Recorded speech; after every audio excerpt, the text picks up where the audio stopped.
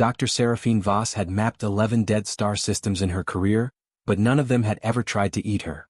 The shattered ring was a graveyard of a world, Velthari Prime, reduced centuries ago to a spiraling belt of stone and ice and frozen atmosphere by a collision no one had witnessed and no one had survived to record. Humanity had only reached this far into the Kesserin cluster 3 years ago, piggybacking on a galactic consortium trade corridor that the elder species still grudgingly let humans use. Seraphine's research vessel, the Meridian Wake, floated just inside the ring's outer boundary, holding station while she and her small survey team cataloged mineral deposits from a modified shuttle. She was alone in the survey pod when the Drathkeen found her. The Drathkeen were old. Not ancient, not the way the consortium's founding species were ancient, but old enough to have developed a philosophy that younger civilizations were property waiting to be claimed.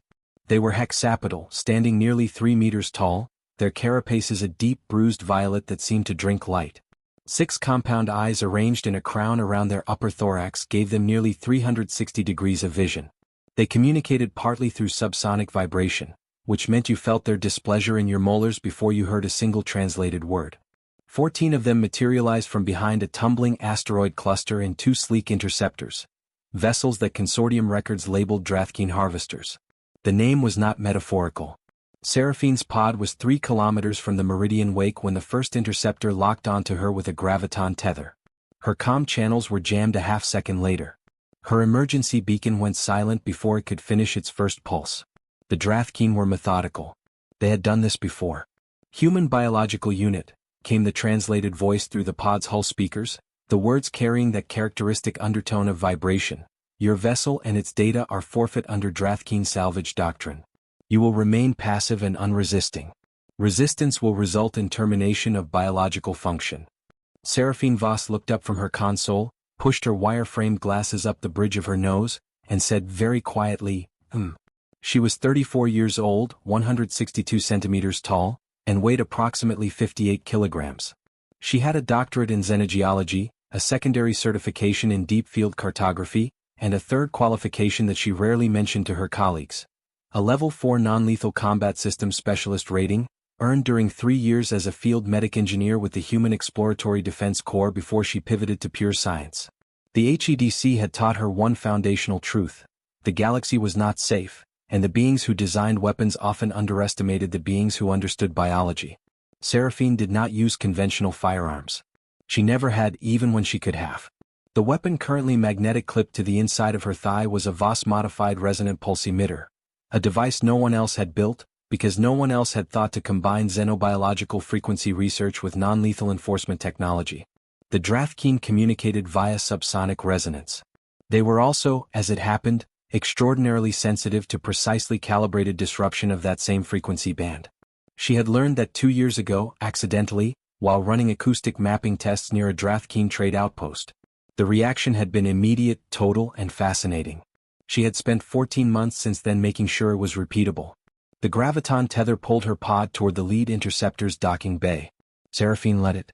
She powered down her visible systems, dimmed her lights, and let the Drathkeen believe she was complying. Through the pod's narrow viewport, she could see the docking bay opening, a vast maw of violet-lit machinery, and within it, the silhouettes of at least 6 Drathkeen in full harvest configuration, their limb tools already extended. She counted them with the calm of a scientist recording data. 6 in the bay. The interceptor held a standard crew of 7, which meant 1 was in the cockpit. Second interceptor had matched velocity 50 meters to port, likely holding 7 as well. That was 14 total.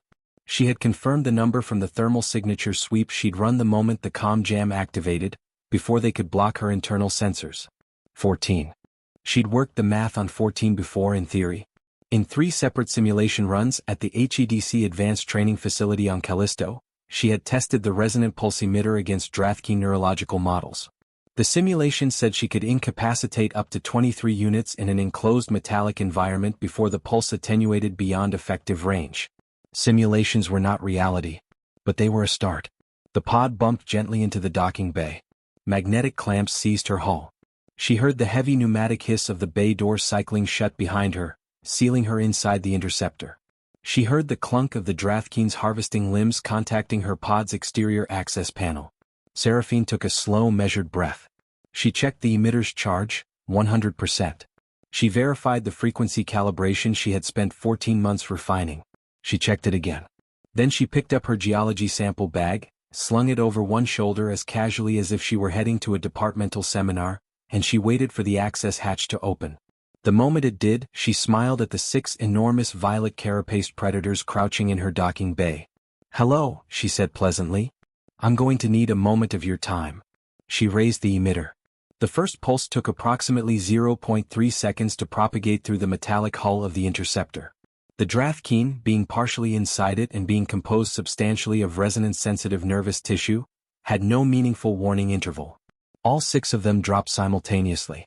Seraphine was already moving. There is a particular kind of silence that follows the unexpected. It is not empty silence. It is loaded silence. The silence of 14 apex predators trying to understand why every nerve in their bodies has just stopped cooperating with their intentions. The Drathkeen were not unconscious. That was the critical, deliberate design choice of the resonant pulse emitter as Seraphine had built it. Unconscious enemies were unpredictable in their recovery timeline, and unconscious enemies could not be communicated with, which in Seraphine's professional judgment was always the preferable outcome. The emitter disrupted the subsonic resonance layer of Drathkeen neurological architecture, the layer responsible for voluntary motor coordination. The effect lasted, on average, 11 to 14 minutes before the nervous system recalibrated. They could see. They could hear. They could feel every sensation. They simply could not move. The 6 in the docking bay were crumpled in various postures of interrupted intent. Some had been mid-lunge, limbs extended, and had simply folded where they stood. One had been reaching for a harvesting tool on a wall rack and now dangled from the rack by one motionless claw, suspended awkwardly in a posture that, in a human, would have looked vaguely like someone asleep on a subway car. Seraphine stepped over the nearest one with the brisk efficiency of someone navigating a crowded conference room and made for the corridor. The interceptor's interior was built for Drathkeen proportions, 3 meters of ceiling clearance, corridors wide enough for 2 of the hexapedal beings to pass side by side. For Seraphine, this meant she was moving through a space that felt cavernous, the violet-tinted emergency lighting casting everything in deep shadow. The architecture was functional in the Drathkeen way. No aesthetics, no art on the walls, no individuation of any kind. Harvesters did not need personal expression. They needed efficiency. She found the 7th one, the cockpit crew member, 20 seconds after entering the corridor. He had heard the sound of his 6 docking bay colleagues becoming involuntarily stationary, and had apparently decided to investigate personally rather than send a signal, which told Seraphine that the jammer was still running and he was confident in his physical superiority. He rounded the corridor junction at a full aggressive charge. 6 limbs coordinated in the rolling gait that made Drathkeen so terrifyingly fast in enclosed spaces. He was enormous up close. His crown of compound eyes registered her, and she could feel the subsonic pulse of his threat display vibrating through the deck plates beneath her boots. She raised the emitter. Fired a focused single-unit pulse. He made it 2 more steps before his coordination deserted him entirely, and then he sat down very suddenly and very heavily, his 6 eyes still rotating in their individual orbits, following her as she stepped past him. 7, she said aloud, not to him but to herself. She was keeping count. The second interceptor was 50 meters to port. She could not reach them directly. But interceptors of this class were built for coordinated operation, a design fact she had verified in 3 different consortium technical archives during the 14 months she spent preparing for a scenario she hoped would never happen. They shared a hull contact data resonance link when in proximity operations. Physical hull contact, subsonic channel. She found the emergency boarding tube connection port at the interceptor's port midship airlock in 4 minutes. The tube was already partially extended. The Drathkeen had planned for boarding access between vessels during the harvest. Considerate of them. She entered the tube. It was dark and smelled of Drathkeen, a deep, mineral smell like wet stone and ozone. She crawled the 50 meters with her geology sample bag dragging behind her. The emitter held ahead. The second interceptor's airlock cycled open when she applied pressure to the manual release, another design choice that spoke to Drathkeen confidence. They had never imagined needing to lock their boarding tubes against an inward approach. The second crew of 7 had been alerted by the prolonged silence from Kethvorin. 4 of them were in the main hold, in full aggressive deployment formation facing the airlock. She fired the emitter in broad-spectrum pulse mode the moment the inner airlock door cracked open. The pulse rolled outward through metal and air and Drathkeen tissue. 4 dropped. She heard movement behind her, 2 more from a secondary corridor, drawn by sound rather than calm since the jamming was still active. She pivoted, fired twice, one focused pulse per target. 2 more dropped. She found the 7th in the cockpit, attempting manual override of the docking tube, which would have been a perfectly reasonable tactical decision if she had not already been inside the vessel when he thought to try it. She stepped through the cockpit door. He was enormous, even by Drathkeen standards. A senior harvester if she was reading the carapace pigmentation bands correctly, which indicated age and rank. He turned all 6 of his crown eyes on her. His threat display subsonic vibration was intense enough that her vision blurred slightly at the edges. She waited 3 seconds so he could fully register her, a human, alone, the size of something he would consider a biological sample rather than a threat. She wanted him to understand, before the pulse reached him, exactly what had happened. Then she fired. 14. She counted them carefully as she walked back through the second interceptor, past the 7 motionless forms in the hold and corridor and cockpit. Then back through the boarding tube. Then through Keth Voren, past the 7 on its decks. 14 Drathkeen harvesters, immobilized, fully conscious and completely unable to act. She had 11 minutes, approximately, before the first of them began to recover. She sat down cross-legged on the docking bay floor, opened her sample bag, removed her portable comm relay unit, the one built on different frequencies than the jammer because she had planned for this, and began composing a very precise message to the Galactic Consortium's Enforcement Directorate. She also, because she was a scientist and the opportunity was genuinely unprecedented, began taking neurological readings from the nearest Drathkeen, who was watching her with all 6 eyes and an expression that she was fairly certain translated as profound existential recalibration. Nothing personal, she told him. I'm collecting data. Enforcement Director Quelvoth of the Suri species had reviewed approximately 6,000 incident reports in her 30-year career with the Consortium Directorate. The Suri were among the elder races, patient, precise, slow to alarm, difficult to impress. Quelvoth had personally overseen the resolution of 3 border conflicts, 11 species contact violations, and 1 event that was classified at the highest level and which she still occasionally thought about in what passed for her sleep cycle. The incident report from Sector Keth, 7 of the Shattered Ring arrived in her Q-flagged urgent, active harvest situation, which was the kind of flag that appeared perhaps once every 2 years and which generally meant a vessel had been taken and the crew were either dead or scheduled to become so.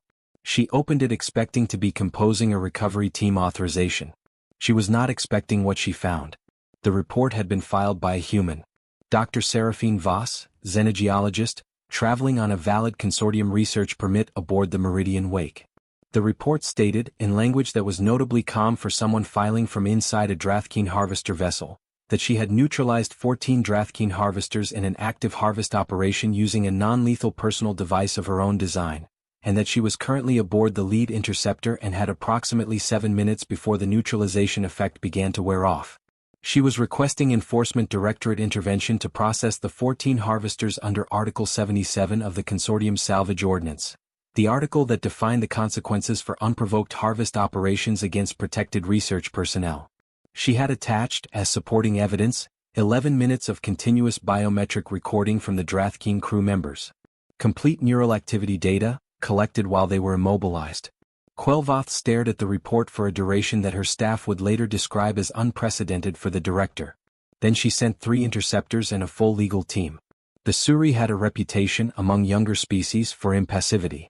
Quelvoth sat through the debrief of Dr. Voss with her characteristic stillness, 4 limbs folded, her sensory fronds retracted to professional position, her triple-lidded eyes tracking the human across the table. Her staff sat behind her. The 2 Drathkeen legal representatives, compelled by consortium law to attend, sat across from the human and radiated a subsonic hostility that was, Quelvoth noted, completely ignored by the human in question. The human was small. Quelvoth had encountered humans before. She had been present at 3 of the 7 formal first contact ceremonies that had defined humanity's integration into the consortium over the past century. They were a brief species, short-lived by elder race standards, with physical specifications that placed them somewhere in the lower middle of the consortium's biological capability index. Bipedal. Limited sensory range. Moderate strength. No natural armament whatsoever. The consortium's intake assessment for humanity, filed 112 years ago, had noted that the species demonstrated unusual cognitive flexibility and a tendency toward tool development, but had assessed their threat profile as low for the foreseeable developmental period. Quelvoth had flagged that assessment for review after the Callisto incident 3 years ago. She flagged it again now internally. Dr. Voss, she said in the translated standard that the consortium used for cross-species communication, I need you to help me understand one thing. Seraphine looked up from the data pad she was reviewing. She had been reviewing her own biometric recordings from inside the interceptor. Even here, in an enforcement directorate facility, she was collecting data. Of course. You had 14 minutes, your own estimate, between the initial graviton tether lock and your pod entering the docking bay. In that time, with your comm channels jammed and your emergency beacon suppressed, you developed and executed a tactical plan resulting in the neutralization of 14 Drathkeen harvesters. With a device you designed yourself.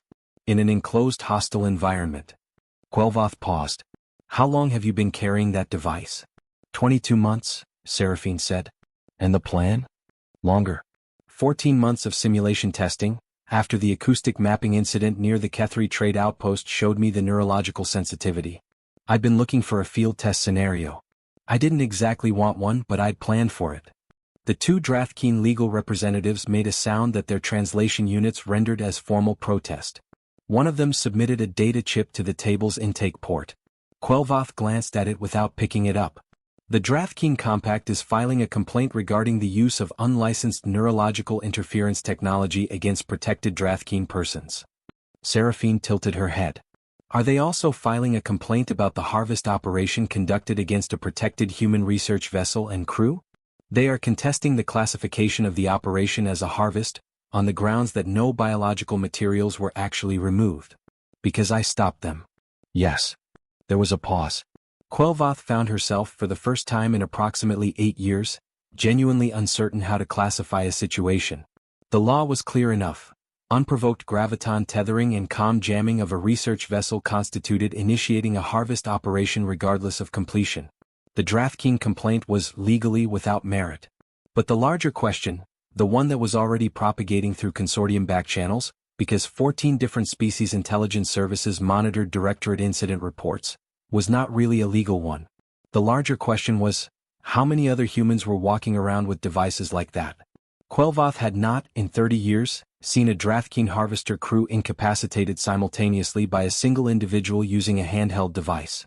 The Drathkeen had not been harvesting in consortium-monitored space because they were cautious.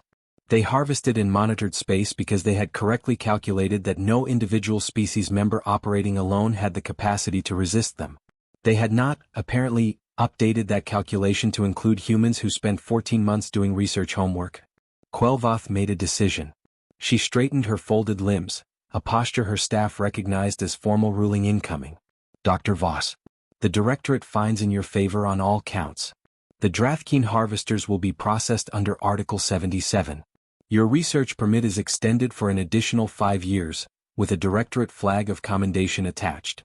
She paused. I would also ask, formally on behalf of the directorate, whether you would be willing to share your research data with our xenobiological division. Seraphine smiled. It was a small smile, but it reached her eyes. I've already prepared a full copy.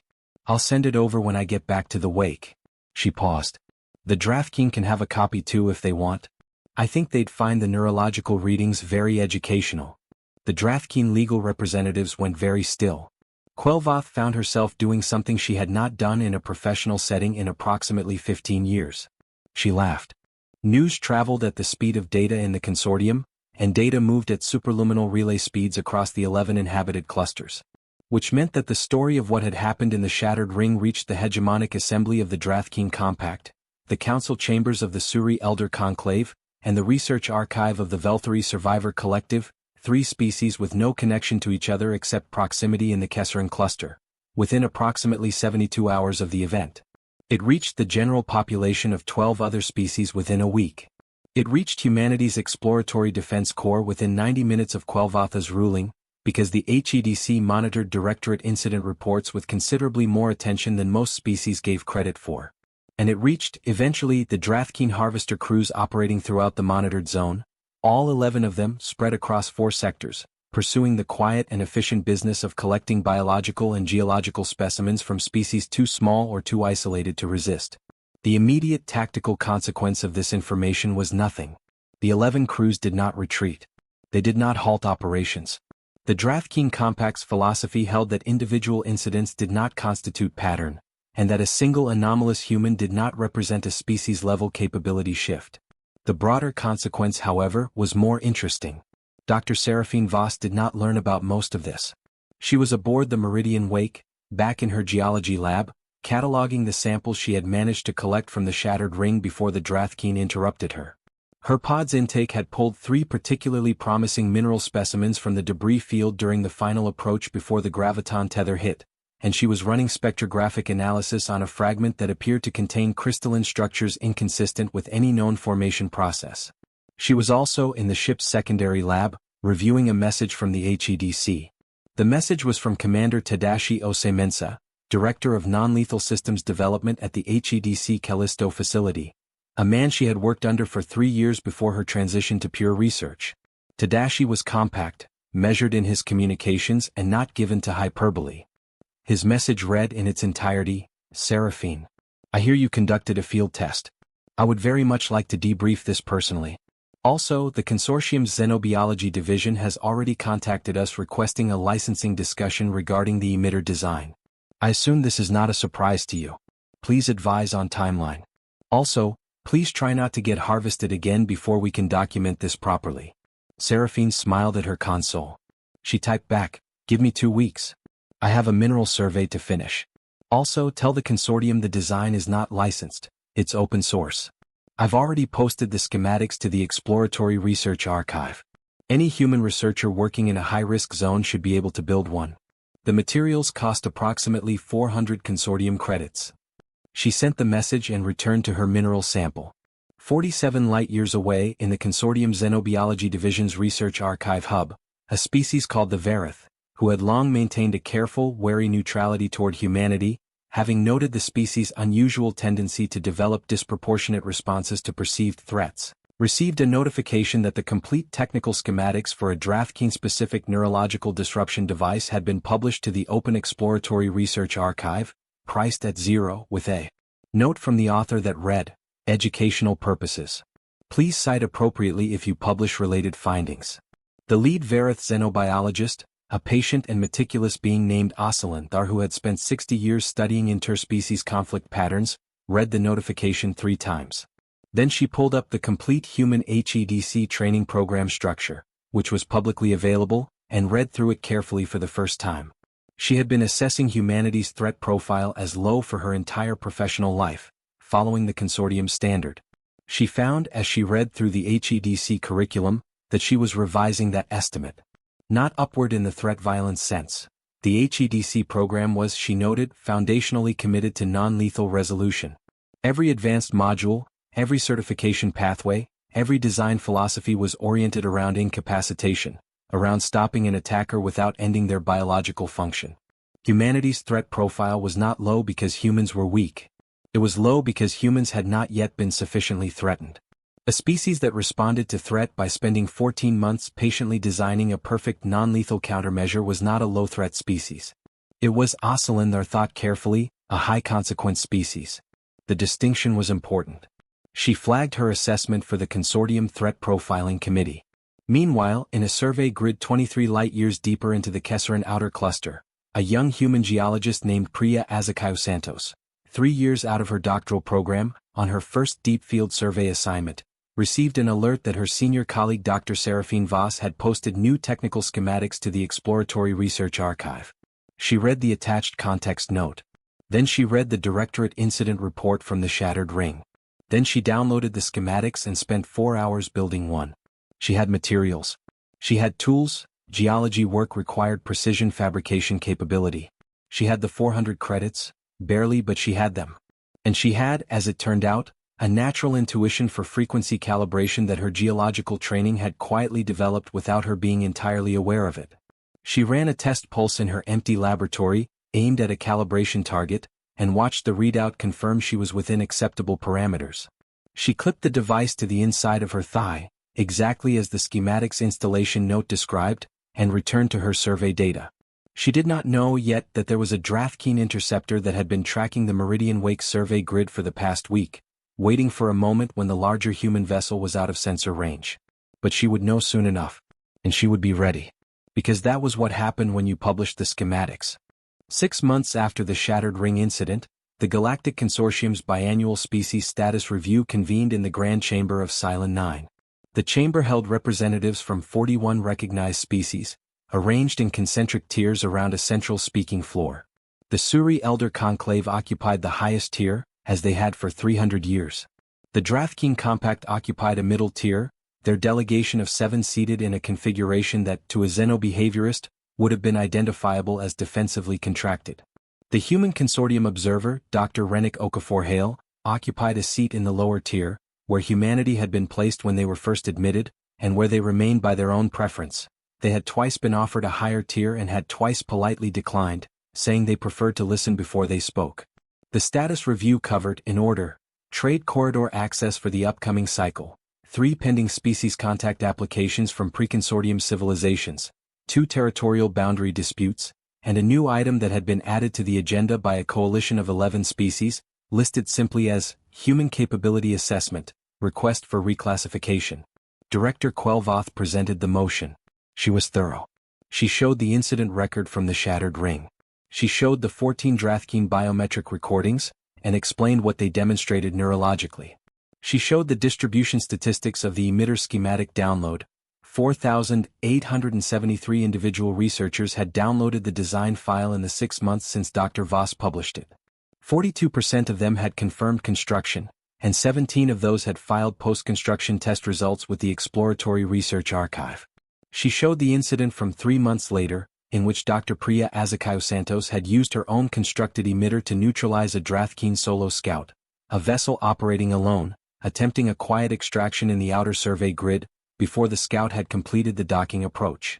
Response time from detection to neutralization, 47 seconds. Dr. Azakiao-Santos had filed her incident report while the Scout was still immobilized, had offered the Drathkeen Scout's pilot a calm and detailed explanation of consortium salvage ordinances, and had returned to her geological survey within the hour. She showed 3 other incidents. All non-lethal. All filed correctly. All resulting in Article 77 proceedings. All resolved without violence. The question before the Assembly, Quelvoth said, is not whether humanity represents a threat in the conventional sense. Their conduct record is unambiguous. In 112 years of consortium membership, humanity has initiated 0 armed conflicts and has not once escalated a confrontation to lethal force without direct species survival provocation. She paused. The question is whether our current assessment of human capability is accurate, and whether the relevant parties, including parties who have been exploiting that assessment, have been making decisions based on correct information. The Drathkeen delegation made no sound. Their subsonic threat display was fully suppressed. This, among the elder species who understood Drathkeen body language, was notable. Dr. Rennick Okafor-Hale, in the lower tier, listened to all of this with the careful attention that the HEDC had trained into him, the attention of someone who was watching not for what was said, but for what was understood. He had spoken to Seraphine Voss by comm relay the previous week. She had been excited about a mineral discovery, something about crystalline structures that might indicate a previously unknown tectonic process. She had mentioned the consortium hearing almost as an afterthought. I hope they don't make too much of it, she'd said. I just didn't want to get harvested. I don't think that's a particularly profound statement. Rennick thought about that. He thought about Priya Azakiao-Santos, and the 42% of researchers who had built the emitter. He thought about the 17 who had filed test results. Not because they had to, but because they were scientists and they documented their findings. He thought about Seraphine's open-source note, educational purposes. Please cite appropriately. The motion passed. Humanity's threat profile reclassification from low to complex, a new category created specifically for the occasion, was approved by 31 of 41 species representatives. The Drathkeen delegation abstained. 2 elder species voted against, on the philosophical grounds that all species were complex and the existing categories were insufficient, which was a point that had been made and tabled for the past 50 years. Afterward, in the chamber's exterior corridor, Quelvoth found Rennick standing by one of the view panels that looked out over the station's outer docking ring. Your species, she said, is very strange. He looked at her. We've been told. The device. Dr. Voss could have designed a lethal weapon with the same principles. The neurological frequency research would have supported it. A lethal variant would have been simpler to build, in fact, fewer calibration constraints. Yes, he said. I know. She didn't. No. Quel'Voth was quiet for a moment, her sensory fronds at a position that, in the Suri, indicated thoughtful processing rather than social engagement. Why? Rennick looked back out the viewport. The docking ring was busy. Freighters from 8 species, a consortium inspection shuttle, a research vessel he thought was human-built, though he couldn't confirm from this angle. Because she's a scientist, he said. And because she wanted to go back to her mineral survey. It's very hard to do xenogeology if you've killed everyone and the directorate has to spend 6 months processing the scene. Pause. And because, he added more quietly, we decided a long time ago that the galaxy wasn't made better by killing things that could have been stopped without it. Quel'Voth regarded him for a long time. The consortium intake assessment 112 years ago, she said, described your species as non-threatening, due to biological limitations. I've heard. That assessment was very wrong. On the limitations part, Rennick agreed. He finally looked at her. Not on the non-threatening part. We really did mean that one. Quel'Voth made a sound that her translation unit, imperfectly, rendered as acknowledgement and possibly respect. 47 light-years away in her geology lab, Seraphine Voss looked up from a crystalline sample that was doing something genuinely impossible under spectroscopic analysis, and made a note in her research journal. She had been thinking, in the background, about the emitter design, specifically, about whether the frequency calibration could be adapted for other species' neurological architectures. The Drathkeen were not the only ones who operated on resonance principles. The Varith had a partially analogous system, though shifted in the upper subsonic range. The Keth Suri communicated via electromagnetic pulse in the microwave band. It was, she thought, purely in terms of research, a fascinating area. And if the research happened to make deep-field geology significantly safer for human researchers working alone in outer cluster survey grids, that was simply a beneficial side effect of intellectual curiosity. She sent the new research framework to the Open Archive. She tagged it, educational. Further investigation welcome. Non-lethal applications only, please. Then she went back to her crystal. It was, after all, doing something impossible, and impossible things were always more interesting than anything else.